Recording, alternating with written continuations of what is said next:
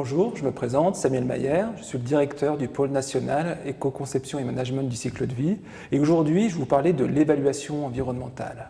Alors pour rappel, si vous avez vu nos dernières vidéos, nous avions présenté l'éco-conception comme une approche multi-étapes, c'est-à-dire sur le cycle de vie complet des produits, et multi-critères, c'est-à-dire sur l'ensemble des impacts environnementaux.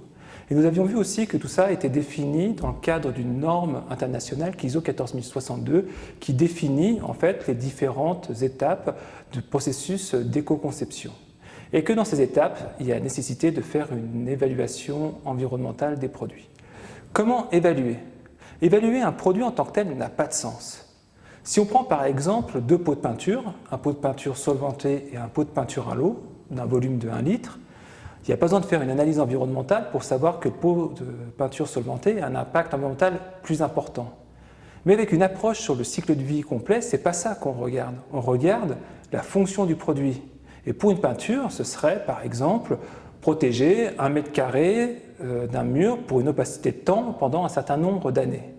Et si la peinture monocouche synthétique solvantée dure les 10 ans, par exemple, d'unité fonctionnelle, et que la peinture à l'eau nécessite de mettre 2 à 3 fois 3 couches de peinture, on ne compare plus 1 litre de peinture solvantée à 1 litre de peinture à l'eau, mais bien 1 litre de peinture solvantée à 6 ou 7 litres de peinture à l'eau pour une fonction donnée. Donc, en évaluation, il faut bien imaginer qu'on travaille en fait sur le service rendu.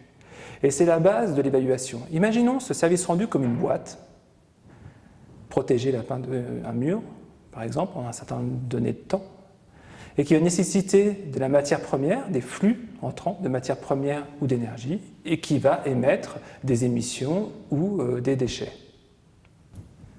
La méthode la plus connue et la plus reconnue en termes d'évaluation environnementale est l'analyse du cycle de vie, autrement dit ACV, qui est normalisée dans la série des ISO 14040, c'est-à-dire 40 et 44, qui définissent ce processus d'une manière holistique. On va dire que c'est la grosse Bertha de l'analyse environnementale, c'est celle qui permet de comparer les produits entre eux. Grosso modo, pour évaluer un produit, ou le service rendu par un produit plus exactement, il y a 4 grandes étapes. La première, c'est la définition en fait, de l'unité fonctionnelle que je viens de vous expliquer, des frontières de l'étude, c'est-à-dire jusqu'où on va dans l'étude, des objectifs de l'étude, c'est-à-dire pourquoi on fait cette étude-là, pour communiquer vers l'extérieur, pour améliorer son produit, et puis de la sensibilité qu'on veut y adjoindre, c'est-à-dire jusqu'où on veut aller en termes de sensibilité en fonction des objectifs qu'on s'est donnés.